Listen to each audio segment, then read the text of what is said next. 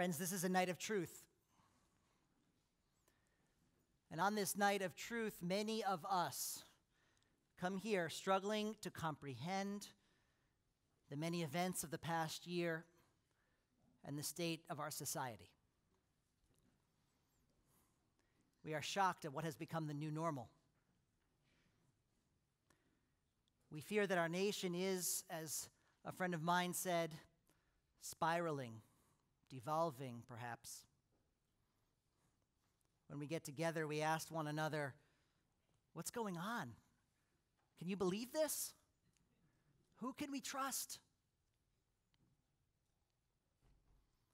Now, a rabbi has a unique role because whatever I may personally feel about the events of the world, we must consider on a near weekly basis what to comment on and what to let pass by.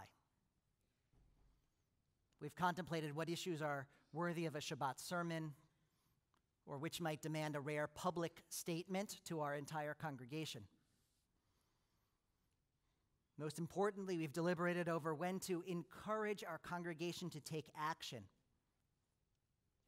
And tonight, especially, I pray that we have gotten it right more often than we have gotten it wrong.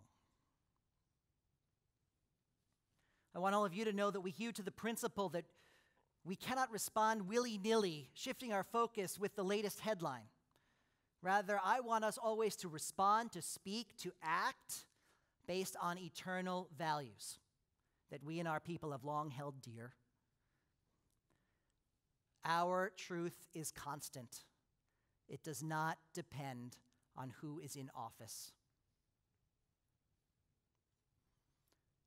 That's why, in my eyes, the most disturbing and most harmful pattern of the past year has been the death of truth. There's a story told by our sages.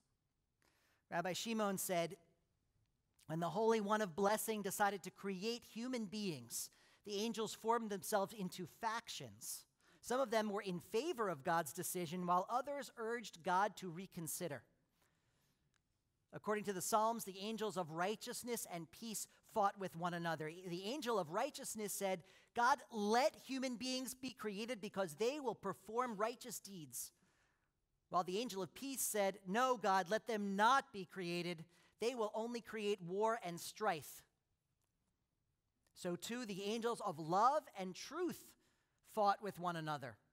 The angel of love said, let human beings be created, God, because they will perform acts of love and kindness. While the angel of truth said, let them not be created, because they will be full of falsehood. And in that instant, the Holy One took hold of the angel of truth and cast it to the ground, out of heaven. Our sages have debated the meaning of this parable. Tonight, I'll suggest that God was willing to listen to lots of arguments for and against creating human beings. Even the argument that creating human beings would lead to war and violence. But God was simply unwilling to hear that human beings would not be truthful. God simply couldn't tolerate that. Yet, on this Kol Nidre, it seems to me that truth has often been cast to the ground.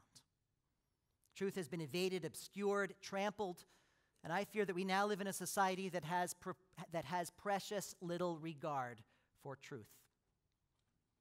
That's scary. And we wonder, what can we possibly do about this? Tonight, let us speak about truth, plainly and clearly. Let's speak about the role of truth, first in the public sphere, and then a little bit later in the private sphere. These days, it seems it is difficult to know what is true in the public sphere. Journalism used to be respected as the arbiter of facts and the watchdog of democracy, and it has now become eclipsed by fake news and alternative facts. Social media has enabled each person to broadcast his or her own opinion, However, as Rabbi Jonathan Blake has said, unfounded opinion is not an acceptable substitute for observable fact. We've seen so many things. We've seen climate change deniers routinely given an equal platform with scientists. We're no longer certain whether an article we read is a recommendation from a trusted friend or a plant by a phony Russian bot.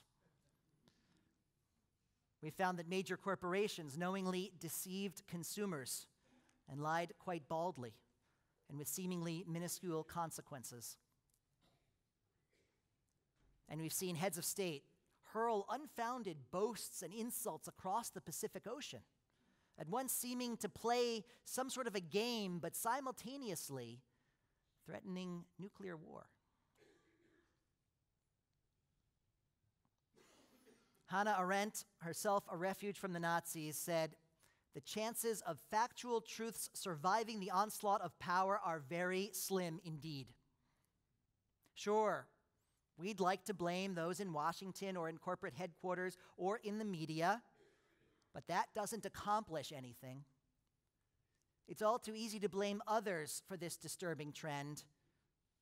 What will we do this year to resuscitate truth? Another story. Once upon a time, about 400 years ago, the Jews of Prague were in difficult straits. According to legend, the community was being attacked under the provocation of the Holy Roman Emperor. So the chief rabbi of Prague, Rabbi Judah Loew, devised a plan. He took clay from the banks of the river to fashion a golem, a superhero monster of sorts, a Jewish Frankenstein. And as a finishing touch, Rabbi Loew inscribed the Hebrew word emet, truth, on the golem's forehead. Instantly, the golem sprang to life, and it patrolled the neighborhood, protecting the residents of the Jewish ghetto from all who would do them harm. Yes, the golem was animated by emet, truth. Truth is what saved the community.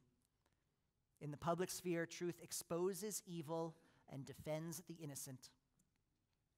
But in a society in which truth has no value, in which leaders cannot be relied upon to speak objectively, in which our sources of information do not verify facts, any action at all can be justified. History has shown that any society in which truth has been warped, devalued, or invalidated is a society in which Jews have ended up being the victims. It happened in Iran and in the Soviet Union and, of course, in Nazi Germany. Now, let me be clear. I'm not comparing the United States to Nazi Germany. To do so would be to make a mockery of Holocaust victims and survivors. But today in the public sphere, we must insist on objective truth. For as George Orwell is reputed to have said, during times of universal deceit, telling the truth becomes a revolutionary act. If you are as troubled as I am by the decline of truth, then we all need to speak out in public, loudly, confidently, repeatedly. And there are specific truths that we need to give voice to. We need to say that climate change caused by human action is real. Moreover, governments, corporations, and individuals are each responsible for mitigating its effects. Abraham Lincoln wrote, "If slavery is not wrong, nothing is wrong." So today we must paraphrase him and say, if racism, bigotry, and xenophobia are not wrong, nothing is wrong. We must say plainly that anti-Semitism is unfortunately once again a present danger. And we must also state that linking all progressive causes together with anti-Zionism in what is called intersectionality is entirely invalid and untrue. We need to say that any war with North Korea is guaranteed to result in hundreds of thousands of civilian deaths across several nations. We need to say that children who were brought here to this country by their parents and who know no other home deserve a path to citizenship. We need to say over and over again that everyone should have access to quality, affordable health care. It is incumbent upon us to speak these truths and more, because in a society without truth, morality becomes subjective, and that too is a state that we cannot tolerate. Each year I take up this topic with our confirmation class, because they've been raised in a world of pluralism, and that's good. Fashion, interests, family structures, sexuality, gender identity, there is no single definition of what is acceptable and good. Mores vary from group to group or place to place. However, such cultural relativism must have its limits. If there's only your opinion and my opinion, who's to say that one is better or more correct? And taken to a logical conclusion, one might eventually say, I personally don't prefer to kill other people because of their religion or their ethnic background, but if you want to do that, who am I to stop you? That would be absurd. In the end, moral relativism just ends up justifying terror and murder and genocide. But we insist on truth, on objective morality. There is no world in which Nazism is good. There is no world in which racism is acceptable. There is no world in which terror is okay.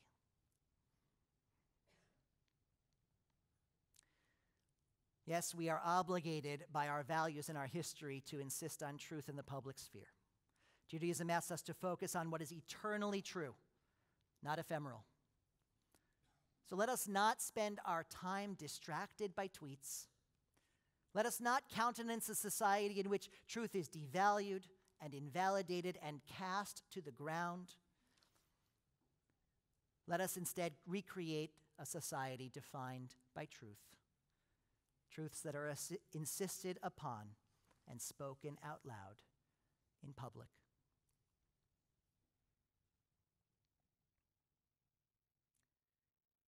Just a couple of nights ago, Temple Israel hosted a candidates forum for those running for first selectman here in Westport. It was co-sponsored by local churches.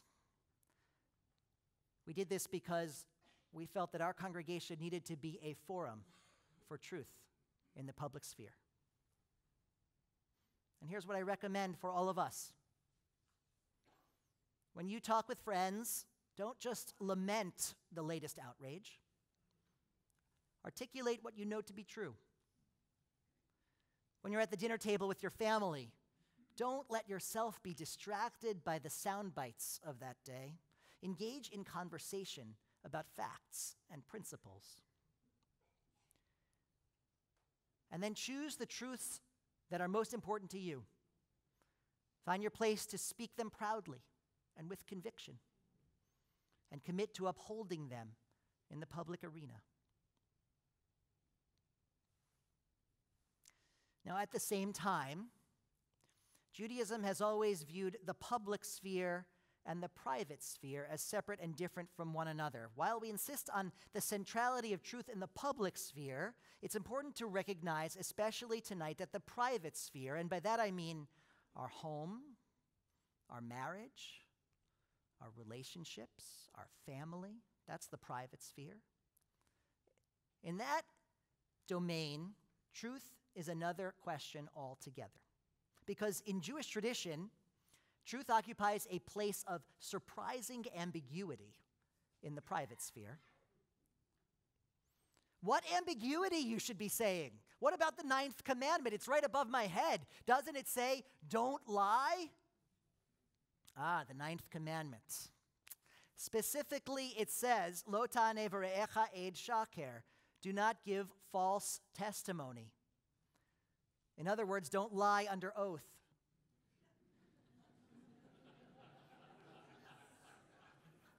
The 9th commandment is entirely focused on public court proceedings. Technically, it says nothing about interpersonal relationships. Of course, I'm not advocating lying, especially not on this night of truth. Nonetheless, in Jewish tradition asserts that there are times when other positive values take precedence over truth in the private sphere. Let me give you an example. In one of my favorite Talmudic passages, the sages are debating an important question. They're debating what is the appropriate way to greet a bride at her wedding. They consider various phrases one might use, all of them lovely, and finally they settle on an answer. They agree that one should say, "What a beautiful and graceful bride." It's nice, right? Well, as all Talmudic arguments do, they next turn the question around on themselves, and they ask, but what if she's not so beautiful and not all that graceful? Well, in that case, the sages say, and they all agree on this, they say that you should greet a bride in the following manner: "What a beautiful and graceful bride." What's going on in that story? Our sages insist that on her wedding day, every bride deserves to feel like she is the most beautiful and graceful person on earth. In essence, the sages are telling us that between individuals, there are sometimes principles more important than truth. Of course, honesty is an essential aspect of the bond between spouses. And we all know that close friends are those with whom you can speak truthfully without concern for consequences. Yet if we were to only speak truth, no marriage could stand, and no friendship could endure.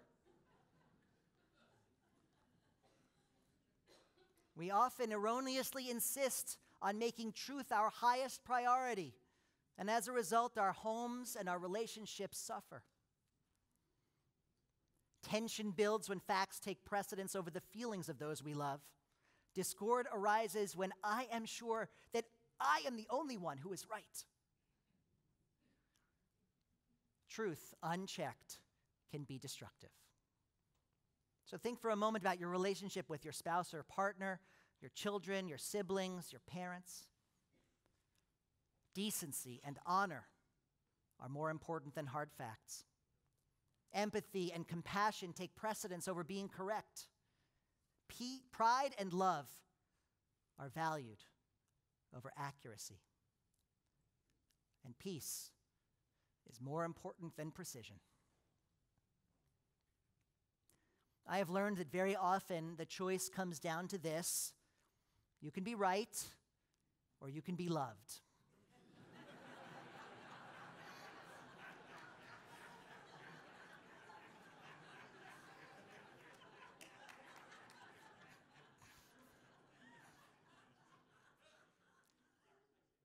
Which one do you want to be? Some of us are thinking, I'm not sure.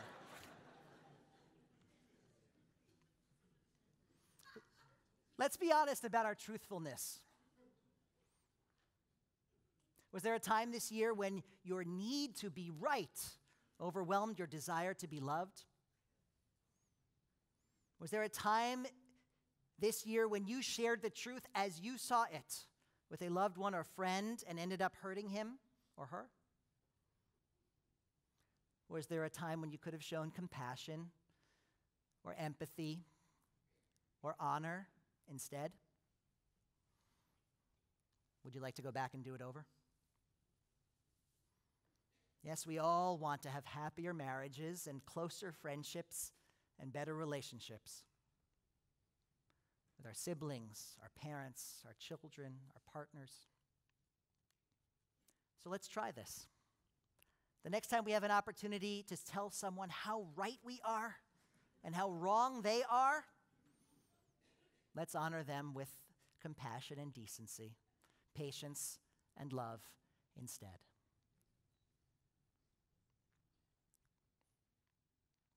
Now, after the golem, that Jewish Frankenstein that I mentioned, After it saved the day, it began to run amok. It threatened destruction within its own Jewish community. It endangered innocent lives. So Rabbi Loew carefully approached the golem, and he erased the first letter of the word for truth on the golem's forehead. The rabbi knew that if you take away the aleph from emet, you are left with the word met, which means death. Thus the golem died. In Jewish mystical tradition, the aleph represents God. And so if we remove God from truth, what are we left with? Death. Tonight we need both God and truth. Yes, on this Kol Nidre evening, your rabbi is asking you to pursue two somewhat divergent paths. In public, let us articulate the truth clearly and confidently and repeatedly. We must maintain truth in public discourse. Otherwise, there will be no objective standard of morality. So spend time in conversation about what you know to be true. It is of the utmost importance. Meanwhile, in private, let us recognize that there may be times when honor and compassion are called for above truth. Let us sometimes, at least, choose to be loved rather than being right. Let's help our marriages thrive, our friendships flourish, and our homes achieve peace. Ken Yehi Ratzon. May it be so.